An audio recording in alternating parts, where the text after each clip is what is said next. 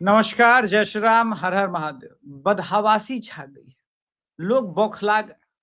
कोई कह रहा है कि डेमोक्रेसी अंडर थ्रेट है, कोई कह रहा है कि 2.5 लाख मिलिट्री फोर्सेस क्यों लगा दिए, कोई कह रहा है जर्मनी में बैठा हुआ कि बाप रे बाप, ये तो कंप्लीट रिगिंग है, अब तो कुछ बचेगा ही नहीं। जो अपने ही कार्यकर्ता की हत्या पर राहुल गांधी ट्वीट करे फिर रहे थे, वो भी कह रहे कि 100 सीट लूट लिया। पूरी तमिलनाडु मतलब केरल से कन्याकुमारी कह लीजिए, बंगाल से कह लीजिए, उत्तरी गोलार्ध, अंटार्कटिका, बांग्लादेश, सब जगह पिघल रहे हैं लोग कि भाई बांग्लादेशी न्यूज़पेपर कह रहे हैं। अरे ऐसे कैसे भाई? बांग्लादेशी न्यूज़पेपर अखबार कह रहे हैं कि अब बीजेपी के जीत के बाद प्रथम आलो बांग्लादेश का अखबार ये कह रहा है कि भारत का गणतंत्र भविष्य संकट में, बांग्लादेशी अखबार कह रहा है। आपके सामने मैं लिख रहा हूं, ठीक है। रिपब्लिक इन क्राइसिस, ये बांग्लादेश का न्यूज़पेपर ऑफिशियली बोल रहा है। और अखिलेश यादव बहुत तेजी के साथ, समझने के साथ ही कह रहे हैं कि जय हनुमान ज्ञान गुण सागर, जय कपीस तिहु लोक उजागर। ट्वीट किया उन्होंने, डिंपल यादव ने, शिवपाल चचा ने और समाजवादी पार्टी के आइटल से।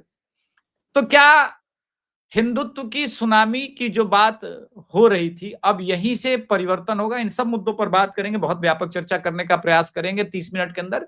हमारे साथ जुड़ चुके हैं प्रयागराज टाइम्स और घूमता आईना से गुरुदेव अनुपम मिश्रा सर। बड़े भैया प्रणाम सर। नमस्कार अभिषेक, राम राम। आपको तो राम राम मजा आ रहा है, लेकिन जिनके सीने में दर्द है, आप उनके लिए क्या कहना चाहते हैं? दिक्कत है?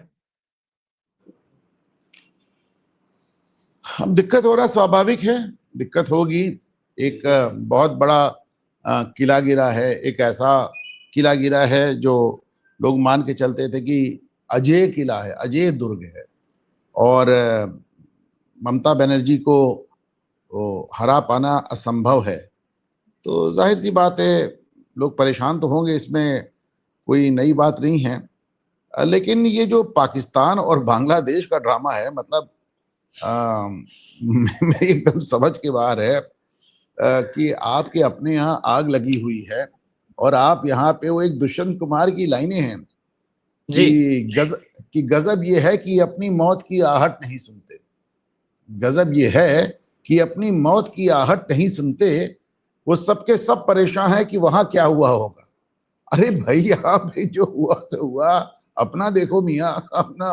और एक बात हमको अलबत्ता जरूर अजीब लग रही है।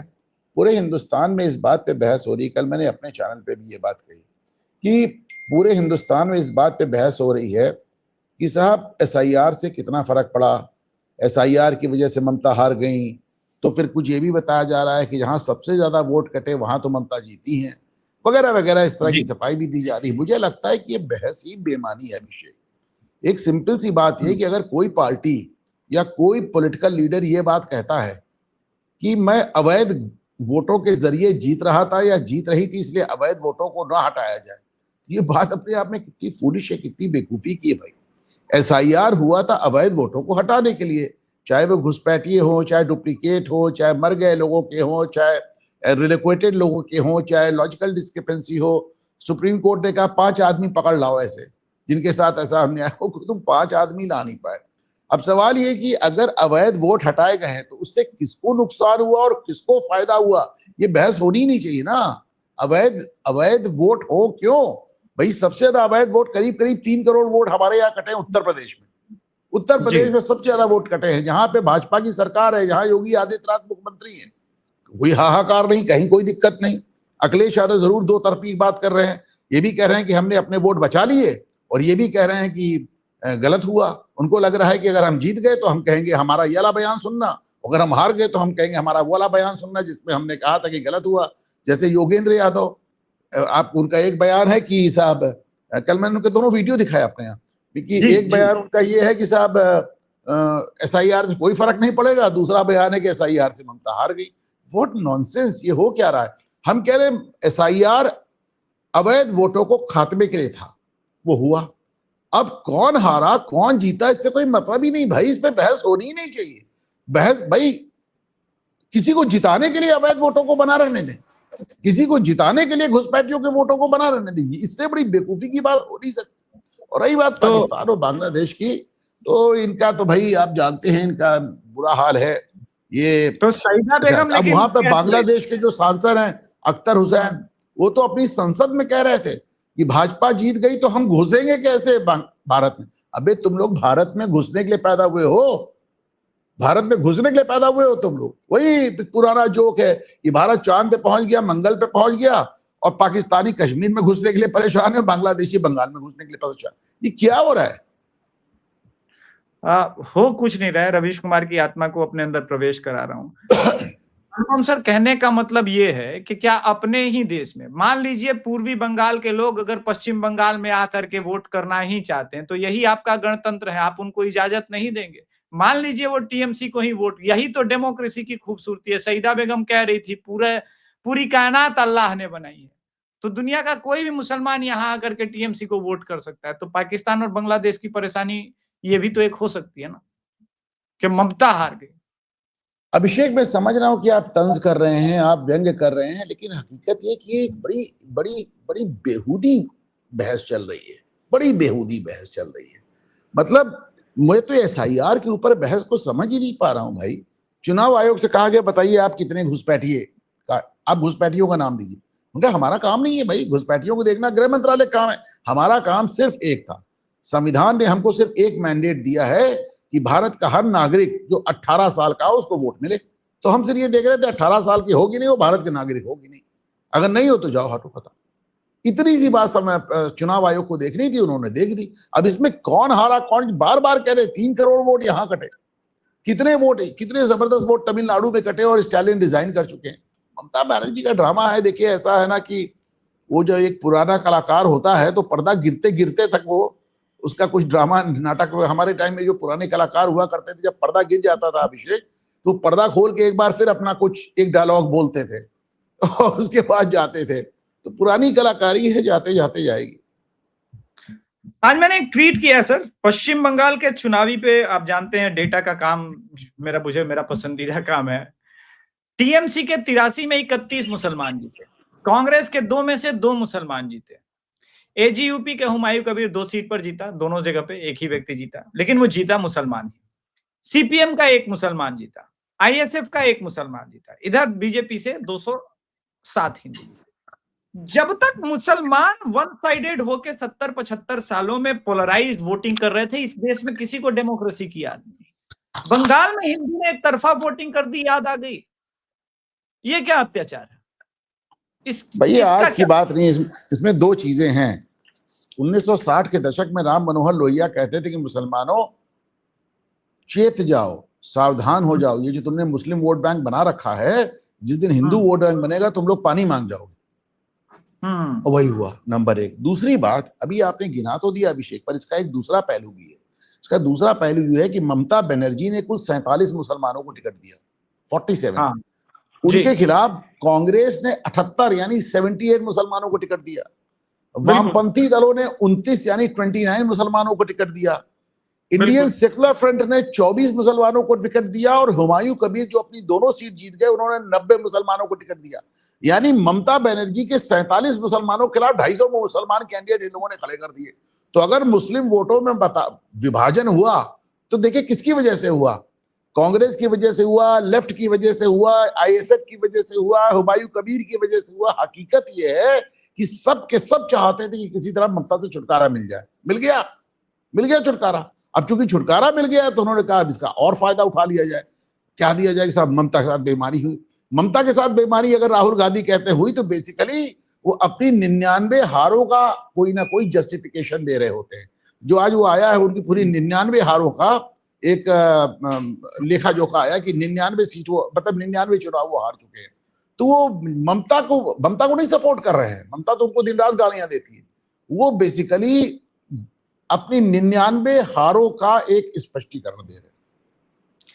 लेकिन सर कांग्रेस का तो बंगाल में ऑफिस बीजेपी के सत्ता में आने के बाद खुल पाया, वो तो टीएमसी के कब्जे में था। तो ये कैसे? अरे भाई उनका ही नहीं, वामपंथियों का भी, वामपंथियों का तो ऑफिस ही जला दिया था, वो तो खुल भी नहीं सकता। कांग्रेस के ऑफिस में तो ताला लगाया था, वामपंथियों को तो ऑफिस जला के राख कर दिया था।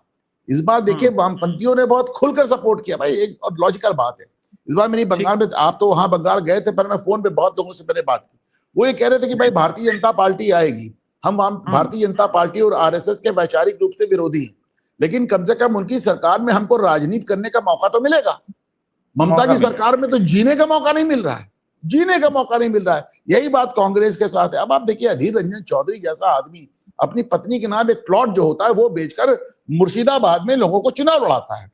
अच्छा, मुर्शिदाबाद में जो कांग्रेस के कैंडिडेट लड़ रहे तो उनको चुनाव लड़ाने की जिम्मेदारी अधीर रंजन चौधरी की नहीं, राहुल गांधी की थी। पर राहुल गांधी तो पश्चिम बंगाल का चुनाव छोड़ के पहले निकोबार भाग गए और प्रकट हुए जाके एक चाइनीज रेस्टोरेंट पे, वो भी मस्कट में। अब आप सोचिए, स्ट्रेट ऑफ हॉर्मुज से पूरी दुनिया भाग रही है, बंदा स्ट्रेट ऑफ हॉर्मुज पहुंच गया।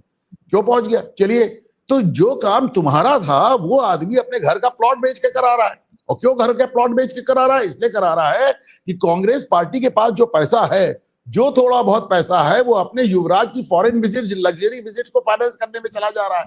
राहुल गांधी 100 बार छुट्टी पे जा रहे हैं, तो कहां से जा रहे हैं भाई? वो सांसद की तनख्वाह पे तो संभव है नहीं, और ना ही ये जनरल कैटेगरी चलते हैं, ये तो प्राइवेट फ्लाइट से चलते हैं।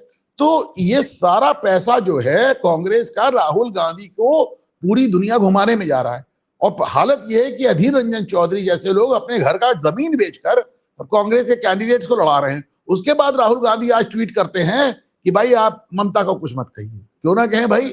जिस आदमी ने अपने घर की जमीन बेच के ममता से लड़ाई लड़ी, वो तो कहेगा तुम घूम रहे हो पूरी दुनिया में मुफ्त के पैसे। कार्यकर्ता भी तो टीएमसी का, कांग्रेस टीएमसी वालों ने ही कांग्रेस के कार्यकर्ता को मारा वर्धमान में, और आपने ट्वीट भी किया था उसके अगेंस्ट। एक बात और देखो ना, मैं तो बात केवल टीएमसी की और केवल बंगाल की नहीं, अभिषेक।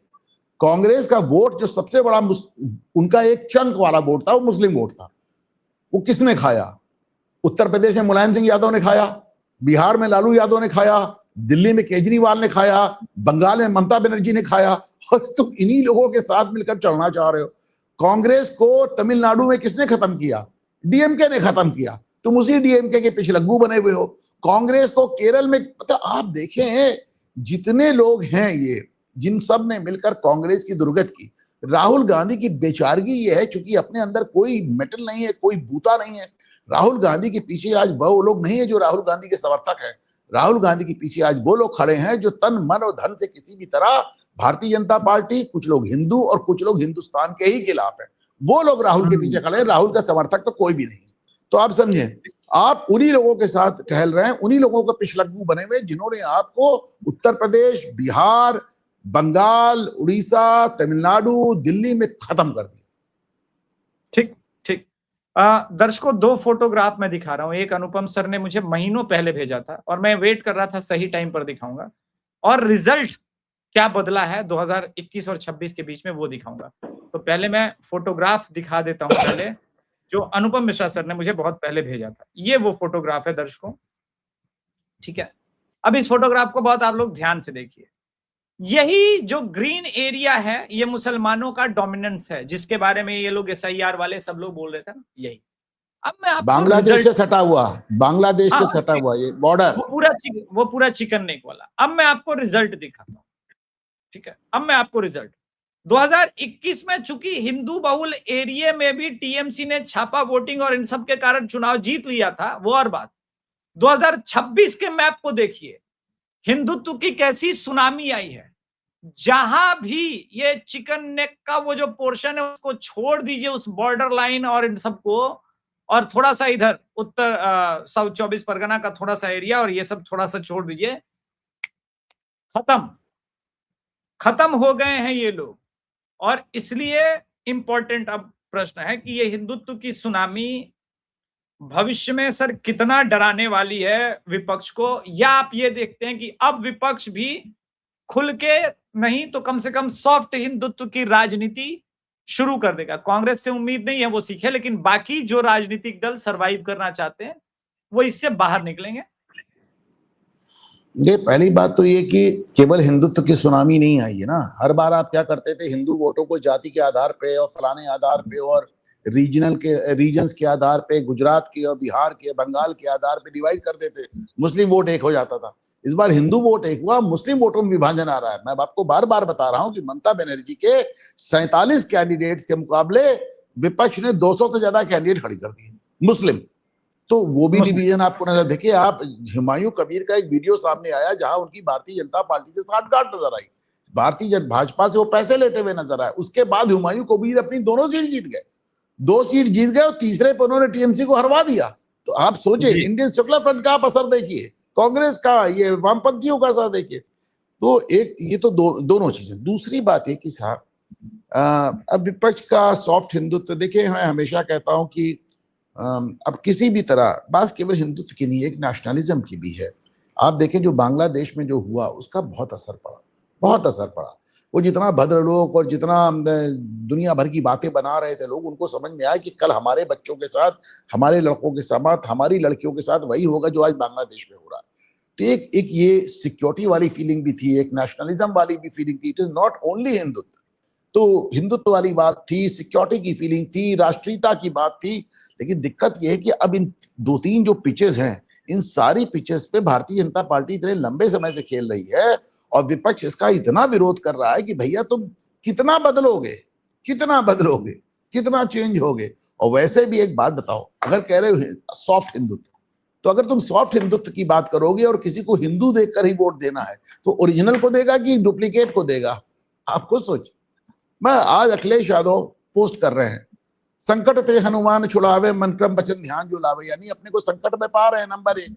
दूसरी बात, आप हनुमान जी की फोटो पोस्ट कर रहे हो और आपका जो दाहिना हाथ है, जो वो सस्ता चाणक्य लक्ष्मण यादव, जिसको चंद्रशेखर आजाद जैसे क्रांतिकारी को कहते हैं, इनका जनेऊ को नजर आता था, वो जो तुम्हारा सस्ता चाणक्य है, वो घूम घूम के कह रहा है कि एक बंदर सूरज को खा गया। What nonsense. तो एक तरफ आप हनुमान जी को बड़ा मंगल मना रहे हो और दूसरी तरफ आपका जो सस्ता चाणक्य, आपका दाहिना हाथ हनुमान जी को गालियां दे रहा है।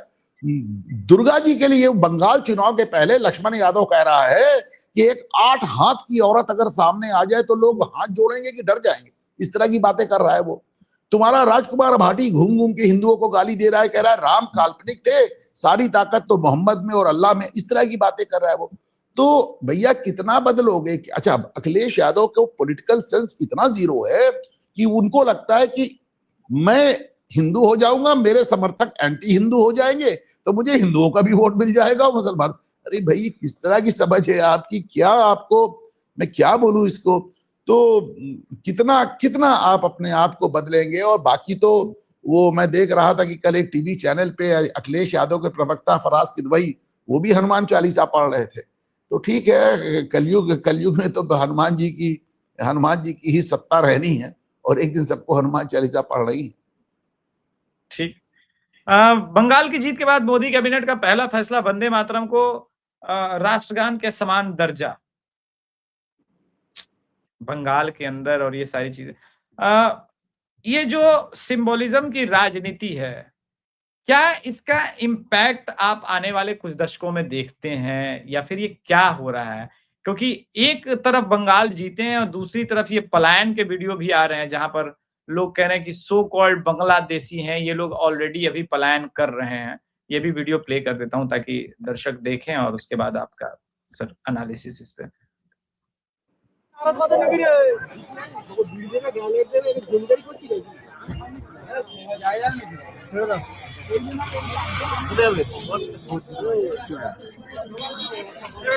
सर ये बैग एंड बैगेज, ये कुर्सी वुर्सी लेके जा रहे हैं, अभी तो सरकार भी नहीं बनी है सर।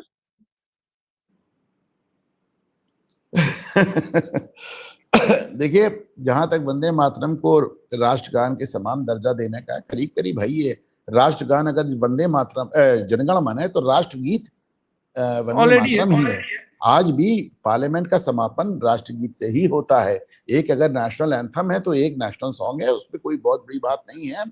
और रही बात की ये जो प्रतीकात्मक चीजें होती हैं, इनका कितना फर्क पड़ता है। देखिए आप अभिषेक, हो सकता है कि शुरू में आपको लगे कि अरे नहीं साहब, ये तो बहुत सिंबॉलिकल है, बड़ा प्रतीकात्मक है, इसका फर्क नहीं पड़ेगा, या पड़ेगा तो कितना पड़ेगा। लेकिन इन द लॉन्गर रन ये सारी चीजों के बहुत मायने होते हैं। मतलब वो तमाम चीजें जो मोदी शुरुआत से कर रहे हैं, जिन्होंने वंदे मातरम पे पूरा, आप जाने कि जब इतनी बड़ी जीत होती है तो एक मुद्दे पे नहीं होती, उसमें हर मुद्दे का छोटा छोटा योगदान होता है। उसमें आपको हिंदुत्व का भी योगदान होगा, सुरक्षा का भी योगदान होगा, बांग्लादेश का भी योगदान होगा, ममता बनर्जी के कुशासन 15 साल की एंटी इनकम्बेंसी का भी योगदान होगा। तो वंदे मातरम पे जो पार्लियामेंट पे स्पेशल सेशन कराएगा उसका भी कुछ गिलहरी बराबर योगदान हो पर जरूर होगा। तो ये जो प्रतीकात्मक चीजें हम लोग देखते हैं और खासतौर से नरेंद्र मोदी जिस तरह की प्रतीकात्मक चीजों को लेकर आते हैं, तो शुरुआत में लगता है कि शायद इसका पता नहीं क्या असर पड़ेगा, लेकिन उनका लॉन्गर रन में असर पड़ता है। आप देखें, जब बंगाल में लास्ट फेज ऑफ वोटिंग, मतलब जो सेकंड फेज जो वोटिंग की था, उसके जस्ट पहले नरेंद्र मोदी बंगाल छोड़ चुके थे, वो सिक्किम जा चुके थे, पर गैंगटॉक से वो फुटबॉल खेलते हुए वीडियो अपना जारी करते हैं, ये जानते हुए कि बंगाल का तो जो सब फुटबॉल बंगाल की जान है, फुटबॉल बंगाल की जान है। वो तो ममता बनर्जी को मौका नहीं मिला, जैसे उन्होंने झालमुड़ी खाया तो ममता बनर्जी को उन्होंने कहा ड्रामा है, ड्रामा है, ड्रामा है, उसके बाद जाके सब्जी खरीदने का ड्रामा करने लगी। आखिर उनको उसका जवाब देना पड़ा ना। तो ये तो कहिए नरेंद्र मोदी का जो वीडियो जारी हुआ तब तक वोटिंग का एक मुश्किल से कुछ घंटे पहले जारी हुआ, वरना ममता बनर्जी को भी कोई ना कोई खेल खेल के दिखाना पड़ता। तो ये प्रतीकात्मक चीजें इतनी लाइटली मत लीजिए, इनका कुछ ना कुछ असर डेफिनेटली होता है। ठीक, एक और डेटा सर मैं रीड कर रहा था कि 293 सीट्स में सिर्फ 50 सीट ऐसी है जिसपे ममता बनर्जी को पोस्टल बैलेट में ज्यादा वोट मिले, बाकी 241 ऐसी सीटें हैं जहां पर बीजेपी को पोस्टल बैलेट में टीएमसी से। अरे यार, पे कमीशन ही नहीं दे रहे हो, भत्ता ही नहीं दे रहे हो, पोस्टल बैलेट किसका है? पोस्टल बैलेट सरकारी कर्मचारियों का है। उनको ना मतलब यहाँ पे 8th पे कमीशन लागू हो गया, तुम 7th नहीं दे पा रहे हो, यहाँ पे 96% भत्ता लागू हो गया, तुम 16% दे रहे हो। आखिर सोचे ना तुम भत्ता दे पा रहे हो, ना तुम पे कमीशन दे पा रहे हो, ना तुम कायदे से सैलरी दे पा रहे हो। तो जाहिर सी बात है, कल पुलिस वालों का एक वीडियो जारी हुआ था, वो थाने में डांस कर रहे थे, कम से कम हमारी तनख्वाहें तो बढ़ जाएंगी।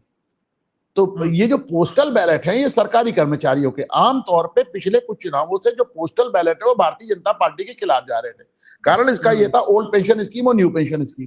तो ओल्ड पेंशन सर विपक्ष हर जगह, मतलब आप सोचे न्यू पेंशन स्कीम लेके आने वाले मनमोहन सिंह और आज कांग्रेस ओल्ड पेंशन स्कीम का वादा करके उन्होंने हिमाचल में अपना खेल खेला। लेकिन हकीकत यह है कि इस बार बंगाल में उनको लगा पेंशन तो बात की बात है, तनख्वाह तो मिले, भत्ता तो मिले, डीए तो मिले, इसलिए आपको ये जो पोस्टल बैलेट का अंतर नजर आ रहा है वो है।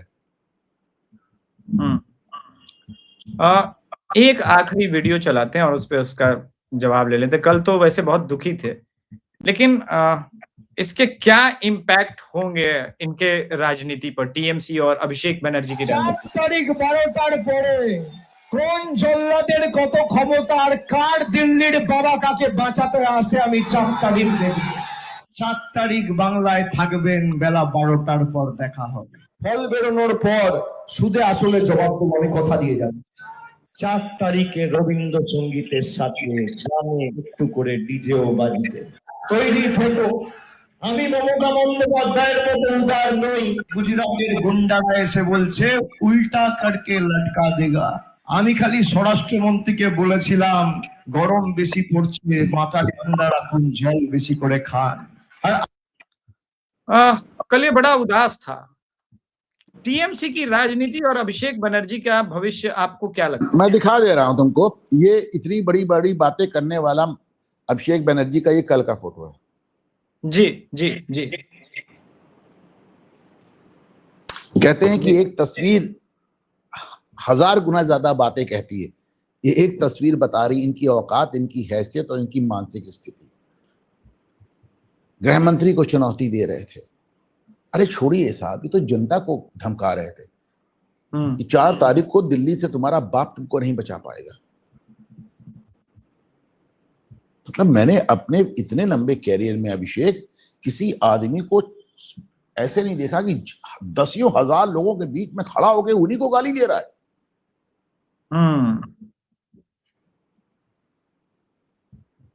तो अब क्या लगता है कि इनकी राजनीति का टीएमसी बचेगा या फिर अब लेफ्ट और कांग्रेस रिवाइव करेगी? मुझे नहीं लगता देखिए टीएमसी बचेगा। अगले 5 साल बाद ममता बनर्जी 76 साल की हो चुकी होंगी। और वैसे भी टीएमसी है क्या? टीएमसी तो भानुमति का कुनबा है। आपने देखा है कि सब भाग भाग के आ गए हैं वामपंथी दलों से। भारतीय जनता पार्टी ने आज एक बड़ा डिसीजन ये लिया है कि टीएमसी से आने वाले क्रॉस ओवर करने वाले लोगों को पार्टी में नहीं लिया जाएगा, ना ही टिकट दिया जाएगा।